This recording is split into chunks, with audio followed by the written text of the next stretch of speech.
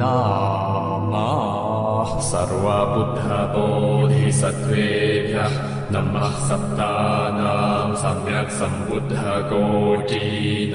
सश्रावकसङ्घानां नमो लोके अघतां नमः श्रोतापन्नानां नमः सकृदागामिनां नमः अनागामिनां नमो लोके सम्यक्तानां सम्यक् प्रतिपन्नानां नमो देवर्षीणां नमः सिद्धविद्याधारहीनां शापानुग्रहसम्वर्धानां नमो ब्रह्मणे नमः इन्द्राय नमो भगवते रुद्राय उमापत्तिसहीयाय नमो